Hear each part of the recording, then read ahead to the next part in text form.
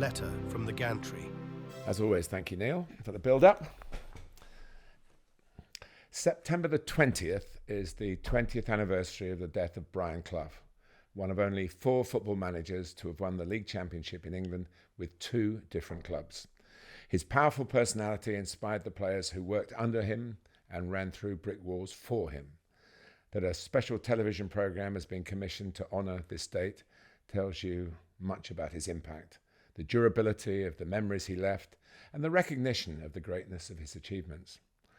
Let me remind you of the major details. Promotion to the top flight with Derby County in 1969 and driving them onwards and upwards to win the Football League in 1972. He even bettered that feat with Nottingham Forest, promotion and champions in back-to-back campaigns between 76 and 78. Followed by an even more extraordinary escapade in the next 2 seasons, 2 successive triumphs in the European Cup, the forerunner, of course, of the Champions League. And remember that both East Midlands clubs were well out of the mainstream when Brian Clough arrived on their doorsteps. His methods were often unorthodox. He famously let his players have a drink in public, but only half pints, which was a better look. And he gave them plenty of time off with their families. He treated them like adults, and they followed him like doting children on a journey which surely will never be repeated. Now, I had a very small supporting role with ITV during Brian's halcyon days, but it gave me an inside view, which put me on the list of interviewees for this tribute programme, a tribute to a great man. It led to my first visit to BBC's new broadcasting house in Portland Place in London. As a huge fan of the corporation's satirical view of itself in the show W1A, the location could not have been better. Sean Dyche, who came through the ranks as a young player at Forest under Brian Clough, was on before me, and it was a nice opportunity to catch up with the Everton manager.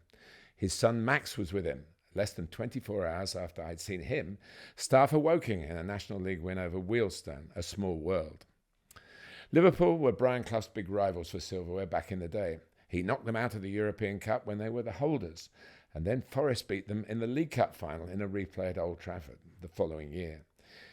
In his title triumphs for both Derby and Forest, the Reds were on his heels all the way. He did win a league fixture at Anfield with Derby in 1970, but never replicated that with Nottingham Forest.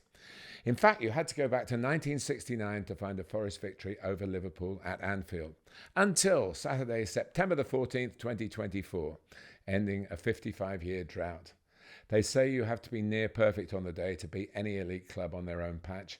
Nuno Espirito Santo's team was just that. They started with a solid, industrious base, leaving out their dynamic wide players, Anthony Elanga and Callum Hudson-Odoi. They were held back either to improve a losing position or, as it turned out, to convert parity into victory. Elanga's splendid crossfield pass stretched the home defence. Hudson-Odoi's cracker of a shot broke it. It was the first goal that Liverpool had conceded under Arne Slot, and it was one worthy of that achievement. Hudson-Odoi's career has had several twists and turns since he was capped for England as a young Chelsea player some 5 years ago. It seems that Chelsea neither got the best out of him nor the most for him when he fell out of favour. At the time of that goal, my co-host Neil was treating me on my birthday to top-of-the-range fish and chips in Bournemouth, prior to the Chelsea of today facing the Cherries at the Vitality Stadium. They too posted a 1-0 away win.